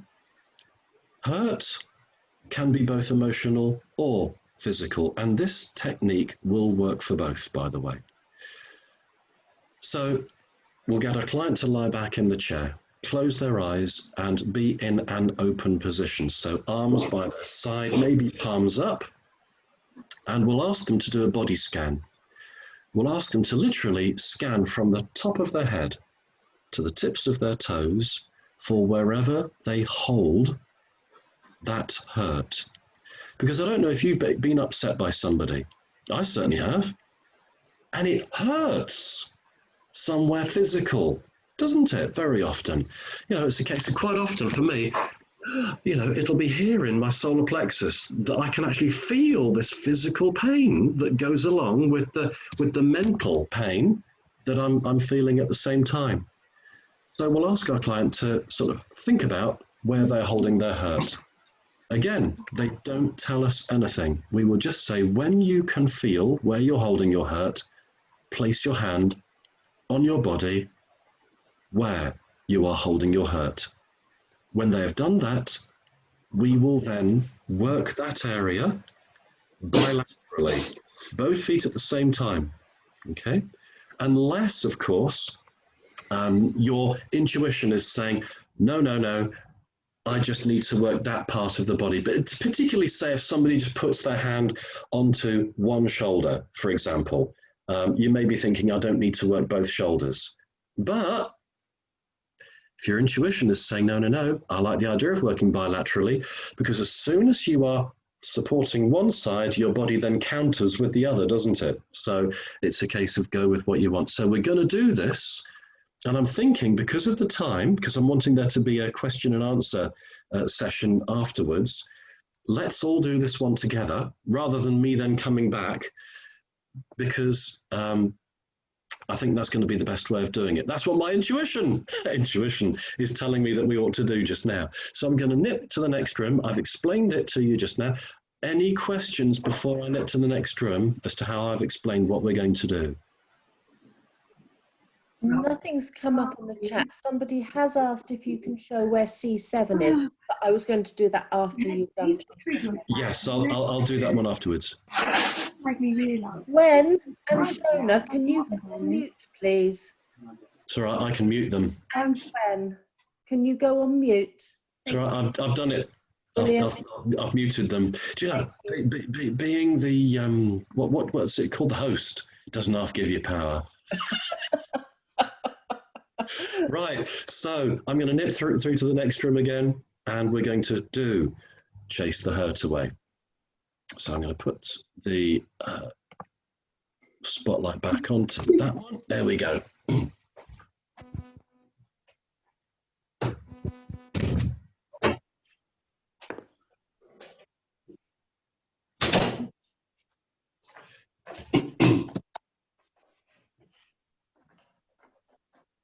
Now for this, I'm going to have the camera on Nandina's feet and on Nandina, and I'm going to be behind the camera. So if my angle is wrong, Sally, please do tell me, because I can't actually see the screen at all while I'm doing this. I'm actually going to be sort of very, very strange angle for me, but that's going to be fine. So I'm pretty sure that's safe like that. And Sharon, you have to kneel. Right, so what we're going to do is, Nandina, if you would close your eyes, please. And I would like you to relax. And I would like you to think about something that may have caused you hurt, and do a body scan from the top of your head to the tips of your toes. And think about where you may be holding that hurt. And when you have felt where that hurt is, don't need to tell me what it is. Just place your hand on your body where it is, so your throat. Okay, lovely.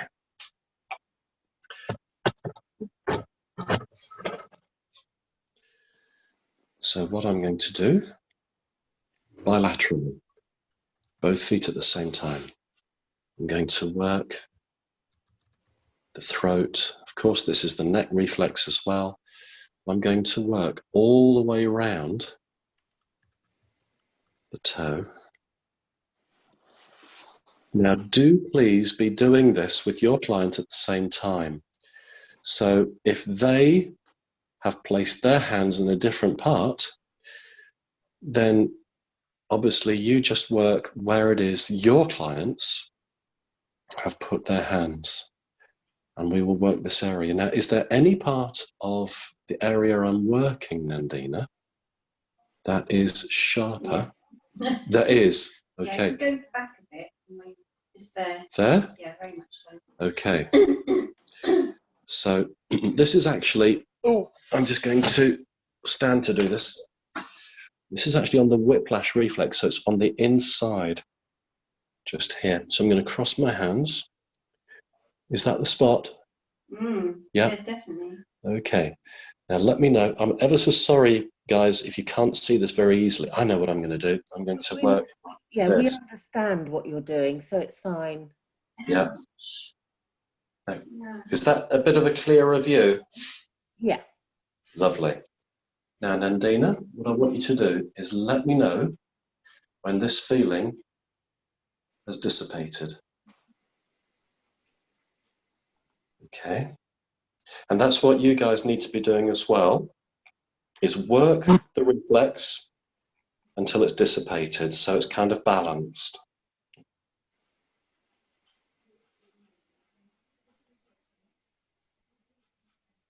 Now with this, It feels as if it's kind of moved. it's moved. Okay, that's good. So I'm just going to work all the way around again.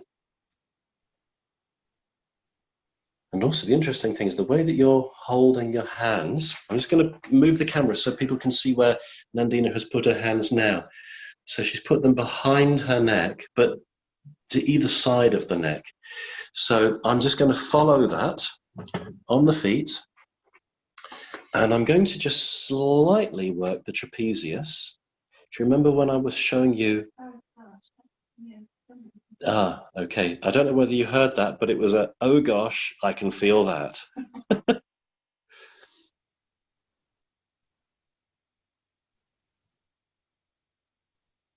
Now, when it's dissipated, what I'll do, Nandina, is we'll get you to do another body scan. Okay? But let's just wait for this to dissipate first. Now, something that I was going to say just before Nandina said it moved is that this treatment is not something that you do quickly. It's not something to rush. And it's a perfect thing to go into if somebody starts to become teary during a treatment, then you can just invite them to let go of whatever the hurt is by chasing it away. I saw on the AoR's Facebook page this morning, there was actually a perfect post. And it was about a reflexologist asking what to do with a young mum who's really, really struggling emotionally. And Tracy Smith actually gave the perfect answer. And she says, just get your hands on that person's feet. She says, if she needs to cry, let her cry. If she needs to offload, let her offload. And this is what very often happens during Chase the Hurt Away, because we are literally chasing this hurt out of the person's body. And sometimes tears do come. Sometimes hysterical laughter comes. Laughter and tears are a knife edge. The emotion is very, very, very closely linked. So be prepared for anything, I think. Now then, has that dissipated because you just moved? I thought it had. Right, so we're going to place hands on the soles of the feet. And then, Dina, I would like you to do another body scan. So from the top of your head to the tips of your toes, and see where you're holding that pain.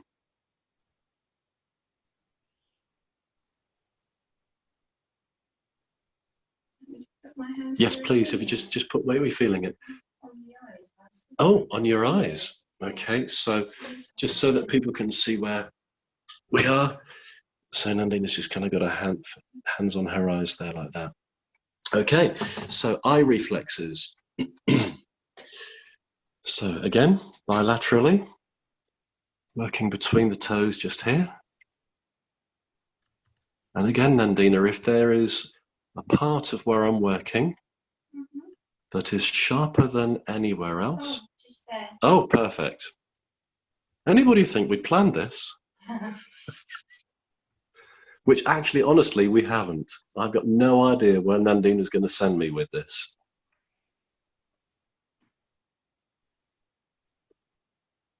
And let me know when it dissipates.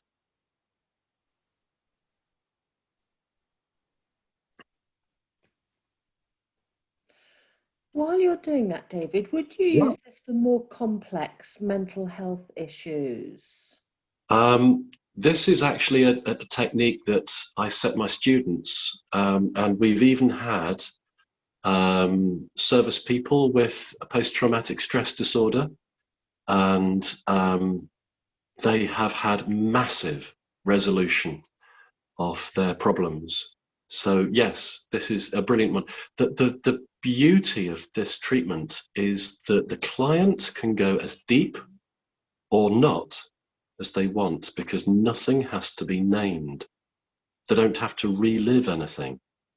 All they're doing is working on where the pain is being held, and we're releasing that. So go on, Sally, you were just about to say something. Do you tend to do it at the beginning or the end? End. I wouldn't generally go straight into a chase the hurt away.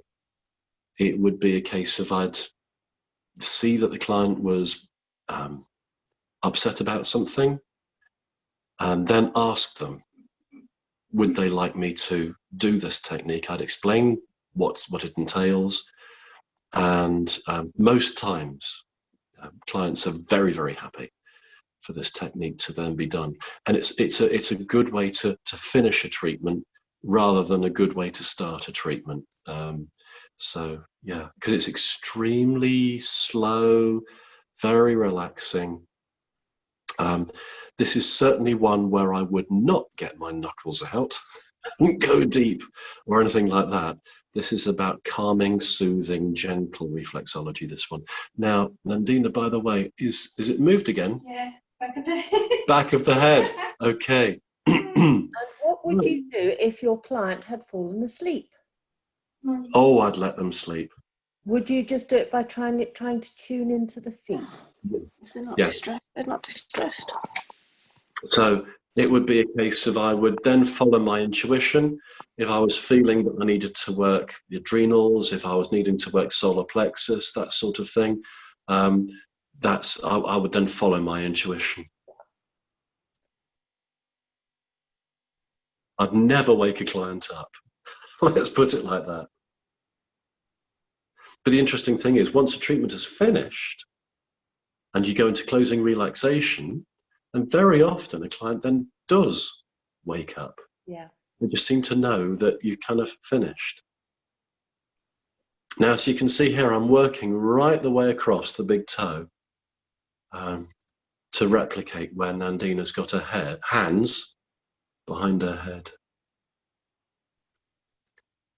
Really soothing. Really soothing? Yeah. That's good.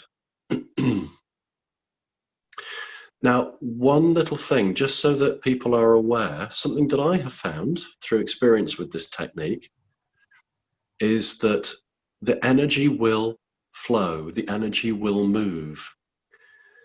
And quite often, it will go to one of two places before, oh, there? Okay, let's just hang on to that. That's good. Nice. I'm only working very gently, even though Nandina's going, ouch. Honest. But if somebody, after a few different places, puts their hand on their throat, it could well mean that tears are about to come. Because you know when you kind of get that lump in your throat, when you're sort of becoming emotional? So that can happen. Sometimes as well, though, a client will place their hand right down low on the center of their abdomen. And it's almost like they're sort of, if it were going right the way through their body, it would be onto the sigmoid flexure stroke anal canal. And for that, that would say they're ready to get rid of the shit in their lives, if I could sort of use that expression. But it's a good expression to use because you'll remember it. And it's a case of those two places seem to be releasing reflexes because they are the two places where you can, you know, get rid of stuff from. Can we do another body scan, Nandina? Okay. So just the top of your head to the tips of your toes.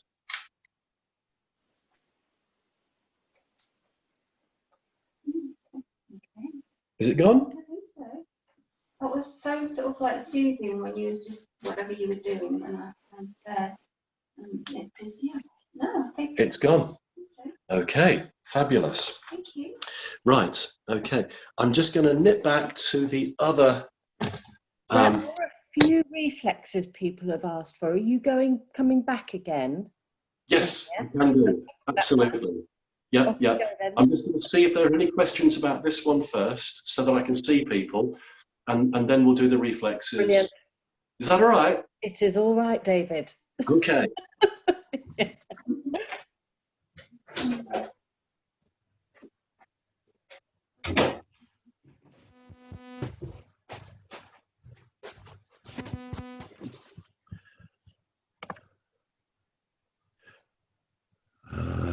Right, let's cancel the spotlight. Start one.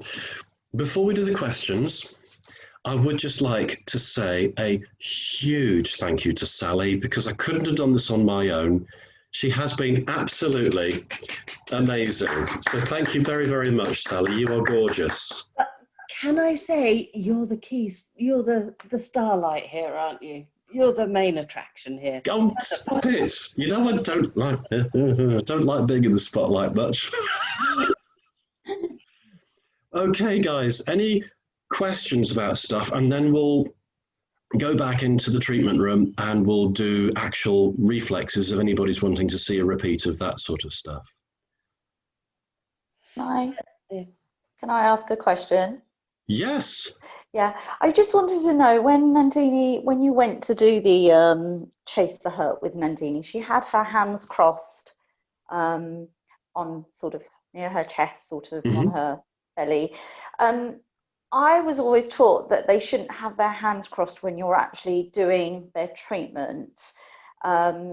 Is that still a thing or has that bypassed? And when you were doing the Chase the Hurt, do they have to keep their hand on where it hurts? So for instance, the eyes or the neck or etc. That's a very, very good question. My thought is I like my clients, when they're doing the body scan from top to bottom, I like my clients to have the hands, you know, by the side, so they're not crossed. When the actual treatment's happening, though, I would prefer my client to be comfortable. So if they want to cross their hands across their body, then fine. What I do understand from what you're saying, though, of course, is that as soon as a client has a crossed you know, across their body, that's then a closed position, isn't it? Yeah, that's what I was taught, but yes. as I was taught a long time ago, I thought things might have changed. No, you're absolutely correct. It is the sign of a closed position. And say, for example, if I had a client that turned up and they kind of got their feet like that, sort of closed over, and they've got their arms crossed like this, I'd be thinking, oh my goodness, I'm in for a tough treatment here. the whole body is like sort of closed off then, isn't it? Whereas I'd much prefer to have someone that's kind of lies back in the chair, and they're what I would call laid back Larry kind of thing. So yes, but excellent question, Vash, thank you. Okay, so during the chase the hurt, so if your eyes hurt, they should keep their hands on their eyes while you're working? Yes, I do like clients to actually be active in the treatment with this. Okay. So it's a case of, yes, if they've got their hands where the hurt is, then it's kind of, they are actively participating in the treatment. So it does help, yes. Okay, thank you so much. You're Brilliant welcome. session, absolutely. Oh, bless you, thank you. Can I ask a question, please? Yes, Avril, hello. Yeah, hello. When you do chase the hurt, what do you do at, you scanned about twice, didn't you? What if you're running out of time, and is it okay to stop scanning, not ask them again? Limit it to say 2 or 3 or something. What if it's going to go on for 10? Right, which it can. It can. Well, I'm thinking that. This can last a while. So yeah, I wouldn't be going into one of these if I've only, say, got 10 minutes left in a treatment and I've got another client that's going to be turning up straight away.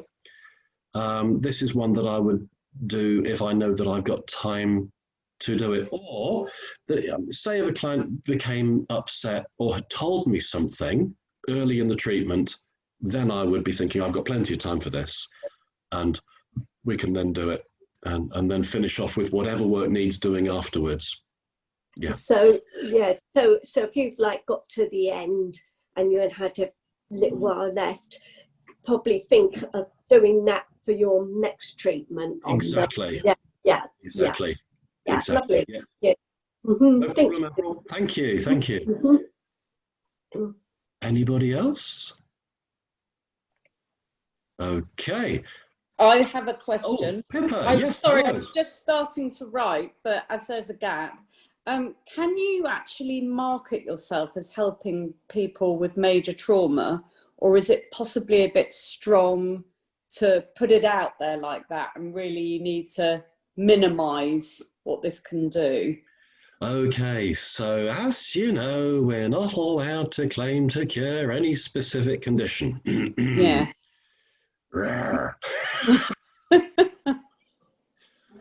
The thing is, though, that what you can say is that we can help with stress. That's one of the ones that we are allowed to say.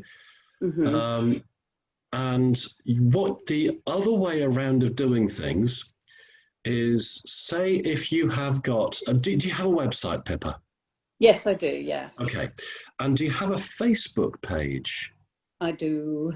Wonderful. Okay. Your clients can say anything they like about your treatments. Yes. You're not allowed to say what you like about your treatments. That's the difference. Brilliant. Yeah. Okay, so what you do, you create a review page on your Facebook page, because people can write comments about your, what is it? I've forgotten what's the call. Review, isn't it? That's what it is. There's a review button. So they write a review about your treatment.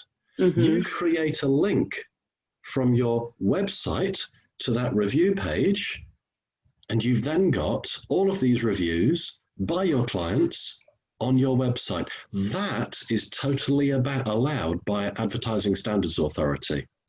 And the reason I know that one is because I actually had that sort of conversation with them, and they said as long as it is clear that it cannot be you that's written the comment and it's by your your client, that's fine.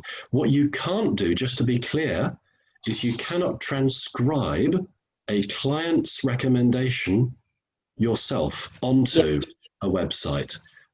So if you've got somebody that's handwritten something, you're not allowed to then write it directly onto your website yourself. Fair enough.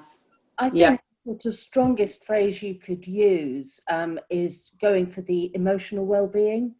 So it's about building resilience and emotional and physical well-being. I think that's as strong as you can go. And when you're saying it in person, just say it with real emphasis, I guess. When it's a person said it with real, I don't understand what you've just said. So yes, the advertising standards is only for written marketing. Oh yes. When you're speaking to them face to face, absolutely, you can then start to say what you like, as long as yeah. And it's the same if you were to go and do a talk as an interest group, WI, a group of people that have conditions, sort of like, say, the diabetics group, MND group, that sort of thing. You can say what you like there as well. It's, as Sally says, it's just where it's written down, published. Yeah. Thank you. That's so helpful, both of you. You're welcome. Any other I'll questions? mute myself. Oh, bless you. Any other questions? Yes, or shall we go and yes, do the please. questions? Yeah. Question. Michelle, hi. I've got a client who has got long COVID, who has the nerves on her back in a certain patch have gone down. She can't feel anything on that patch, and also on one of her arms. What do I do about that? Is there any treatment that I can help her with that? Okay, so anything nervous, you would be wanting to obviously look at brain. If this was the foot, I tell you what, this is a good time for me to nip next door, and actually I'll explain it on the feet. So I'm just going to pop back next door and we'll literally show you.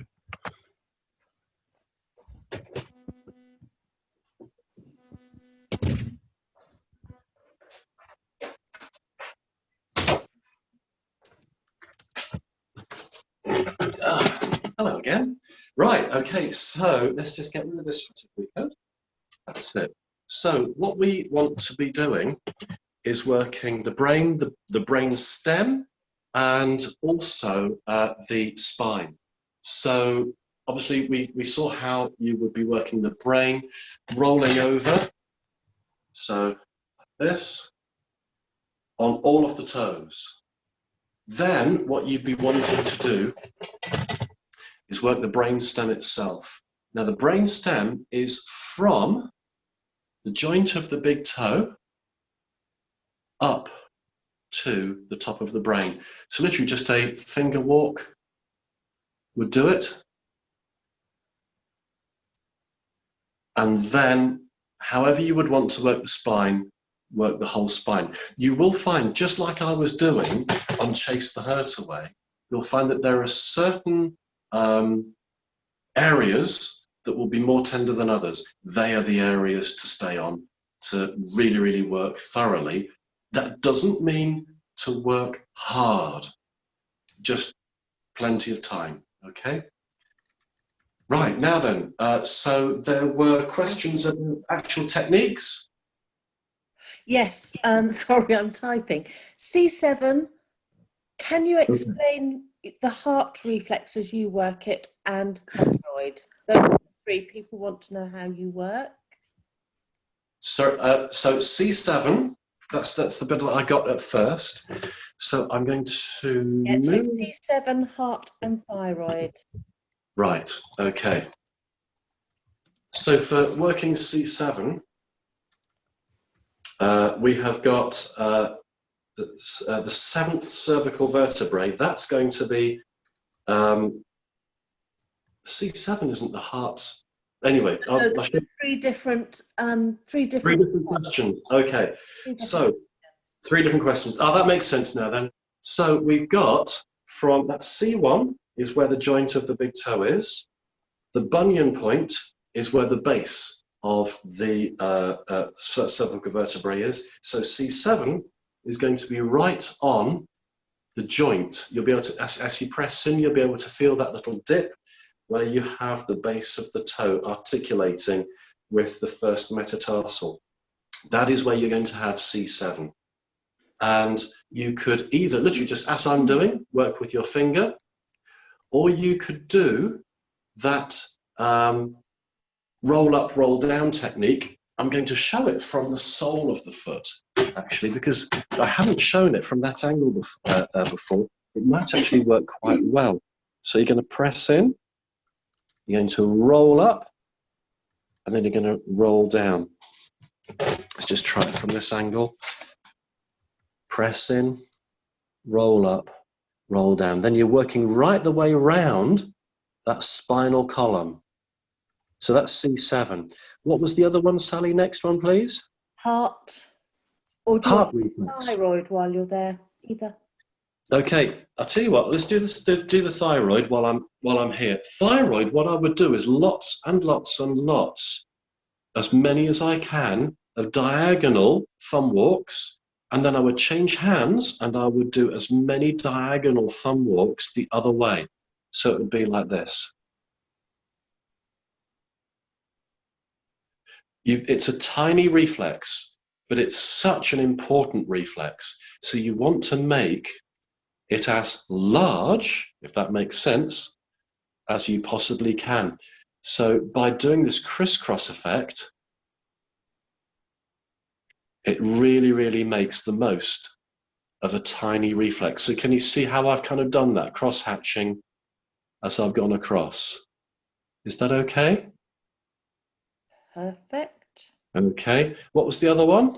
Heart. And somebody was just saying that where you worked heart was very different to where they've been taught. So if you can just sort of explain where you're... Certainly, certainly. Okay, can I have both of your feet, Nandina? Okay, so the heart reflex, anatomically, it's in the center of the chest and slightly to the left. Now, I must admit, I've got a feeling, because this camera's on selfie mode, it's going to be all the wrong way round. But if I put the feet together, so we've got center and then slightly to the left. So you would go a smaller, all the ball of the foot on the right foot, and then the ball of the foot plus just underneath zones 2 and 3 as well on the left foot. So because, of course, the heart being center and left. Does that make sense? I will also add that when Stirling University was doing their research, the heart was the most disputed point on the foot. So if you've learnt it somewhere else, try both. See what works for you. Oh, absolutely, absolutely. Yes, and this is the thing with reflexology. We have to remember we're a broad church, if I can sort of describe it that way. Everybody seems to have reflexes in a slightly different place, and I know I'm no exception.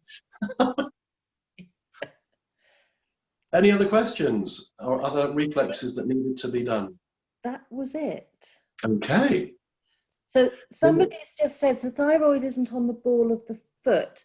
A lot of people do work the whole ball of the foot, but more as a thyroid helper. Helper, yes. David's working at his anatomical placement for thyroid. Yes. Absolutely. Thyroid helper. Do you remember when I was doing the esophagus, sweeping down? So this area here is the thyroid helper. So when you're doing that technique, that is your thyroid helper, as well as your esophagus and your trachea as well.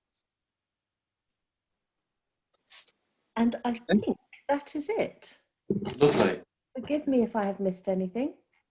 No worries. I need to dive next door then to say cheerio and then turn off the Skype. Not Skype, Zoom. Hang on, David. Adrenals once more. Adrenals once more. Ah, no problem at all. This is fun. I like this. I'll tell you what, I could keep going all day with this. I just absolutely love it. I really do. So adrenals, thank you, Nandini. You got your feet in the perfect position. So And then we'll call it a day, I think. okay, no problem. So we've got our lateral tuberosity, the lump at the side, because we need to find our kidneys first to find the adrenals. Then intersect that with zones 2 and 3. Place your thumb where that intersection point is. Pop your finger medially and superior, because that's where the adrenals are, and that is where you will find the adrenals. So that's one way of doing it. Another way of finding the adrenals is literally just slide you need to put a fair bit of pressure on. You can see my thumb tip has gone white. You need to slide your thumb down and you'll be able to feel a lumpy bit just underneath the skin, and then that is the adrenals. And then when you found them, I always like to suggest bilaterally soothing them. Gorgeous. Okay, on that note, I'm going to dive next door so we can turn this off properly.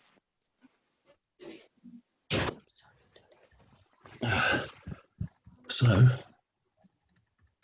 thank you very much, everybody, for coming. Thank you so much again to Sally, and I hope you've enjoyed it. If you do want to learn anything more about the treatment planning, let me know. My email's very easy to find. Just pop onto jubileecollege.com. And then you've got Sally's hand reflexology videos on the AoR. And you've got my hand reflexology videos at David's Reflexology channel. And I will make those treatment plans available to you as well, so they can all be downloaded. Is that about it, Sally, do you think? It's apart from me, on behalf of everybody who has attended. When you scroll through the chat, you will be amazed. You have been so generous with all of your knowledge. We've all learnt huge amount. It's been fantastic. Everybody's actually really loved that it's been so interactive and practical based as well. You have been amazing. Thank you so much for absolutely giving your time. Thank you. It's been a delight, an absolute delight. And one day, if we can all meet up together, that would be brilliant. Okay, take care, everybody. Thank you. Thank you, David. Very much. Thank you. Thanks, David. Goodbye. Thank you. Bye-bye. Bye. Bye. Thank you very much. Thank you. Bye-bye. Bye.